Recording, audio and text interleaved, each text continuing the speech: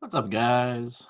Ryan here again, doing another Think, Learn, and Be Vulnerable vlog. And for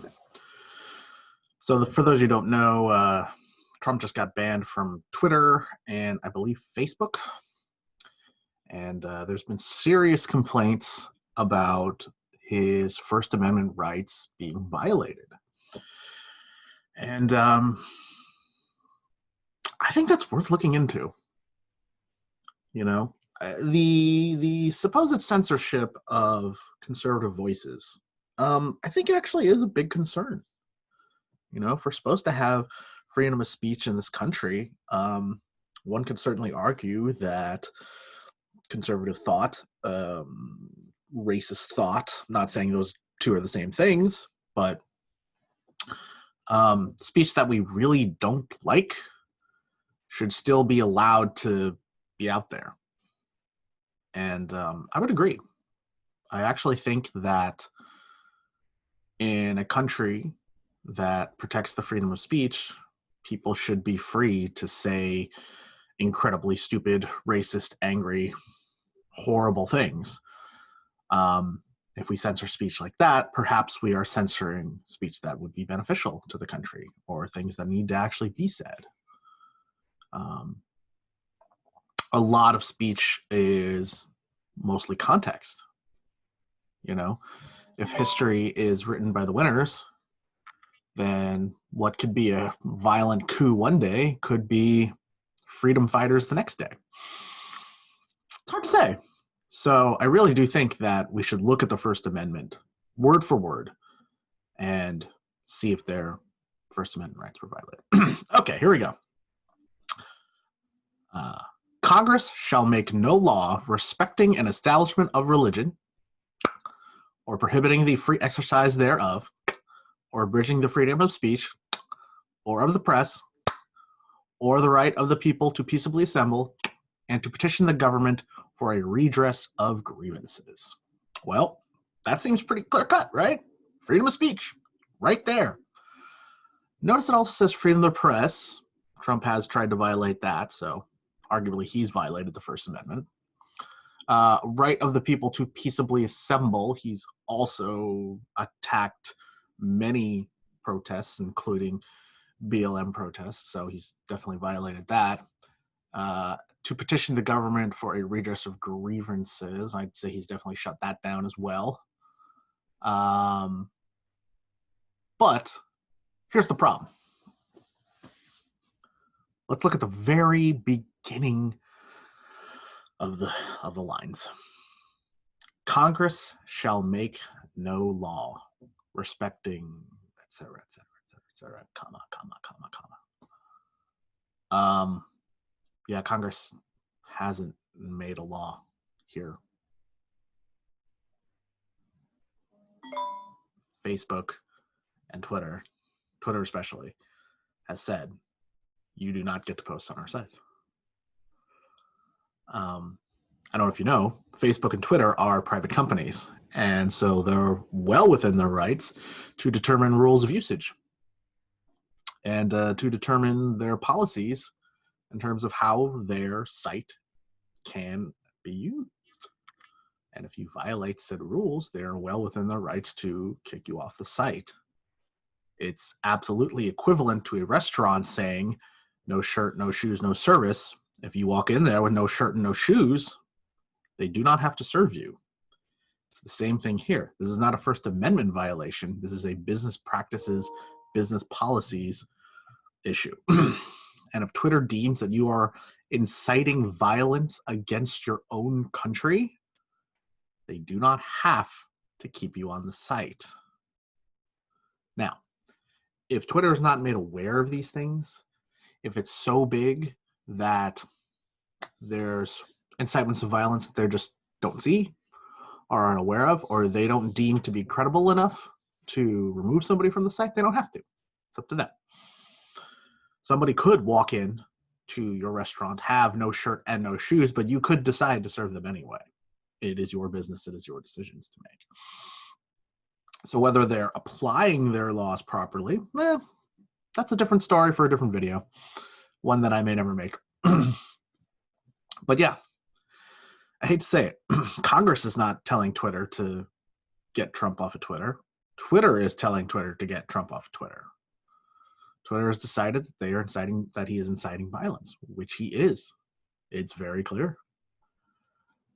He set up a big giant meeting place for them to meet. He told them exactly what to do, and they went and did it. Yeah, he incited violence. And if you don't want somebody who incites violence on your site, you do not have to have that. President Trump is a criminal. And if you do not want a criminal talking on your social media website, you do not have to do that. So yeah, there you go. That's it. Only Congress can violate your freedom of speech. And the only way they can do that is by making laws that stop you from speaking out. It turns out other people can violate your freedom of speech. Ooh, ain't that a kick in the head?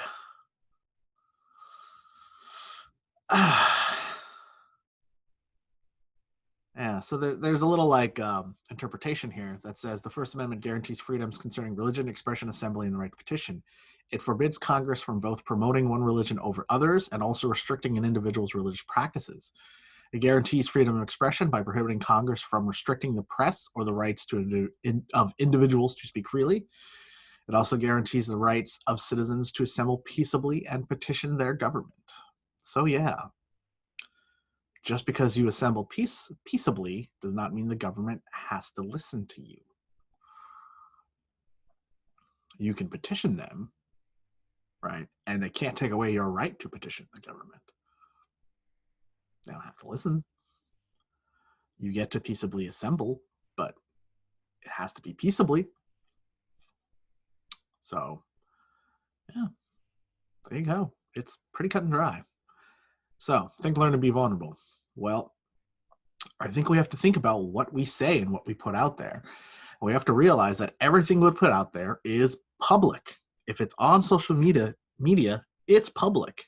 And it can be seen. And it can be used against us in a court of law. Like, you have to honestly think about your Miranda rights when you post something. And you'd be pretty shocked about how many times I'm getting ready to post something. I go, I don't want this coming back to bite me. And I get rid of it. I'm not 100% sure how bold I would be about declaring the president a criminal if I wasn't absolutely certain of his criminality. I mean, I'd probably take a much more measured response if I was like, I don't know, did the president say to do this? Like, imagine the president wasn't there and they just decided to riot all on their own. I'd be like, I'm not sure you can hold Trump culpable in this. But he was right there, literally right there. Like, I'm sorry, you know? So we need to learn how to properly coach our words. We need to learn how to make sure that what we say is very clearly what we mean. And we also need to make sure that we're not doing anything illegal. Like, there is illegal speech. So we have to educate ourselves on that. In terms of vulnerability, maybe we got to realize when our leaders are actually leading us astray. And we need to realize that the tools that they are using are dangerous. And perhaps we need to take the tools away. And it shames me to say that the president is now a dangerous criminal, and the tools that he uses are tools like Twitter and Facebook and YouTube and Instagram and all these social media platforms and Parler. Oh God, Parler. Be careful what you say, and be very careful of what your leaders say. And make sure that they align with how you really feel. And make sure that how you feel is how you really feel. Don't just be like, that kind of feels right, so I'll go along with it. No, no, no, no, no. You have to examine yourself and be like, is this right? Is this morally right? Let me think about it deeply. Let me make sure that the what I say and what I feel is really going out there and is really a representation of myself. Athletes talk about branding all the time. Well, guess what? We all have to be our own brands now. We all have to realize when what we're saying and what we're putting out there is affecting the way that we are being perceived. And the way that we're being perceived, if taken far enough, could be perceived as criminal. So I really hope that nobody out there is thinking of doing anything like that, because I'd hate for you to end up like the president and probably facing huge amounts of prosecution. Anyway, guys, really appreciate you being here. I'll see you later.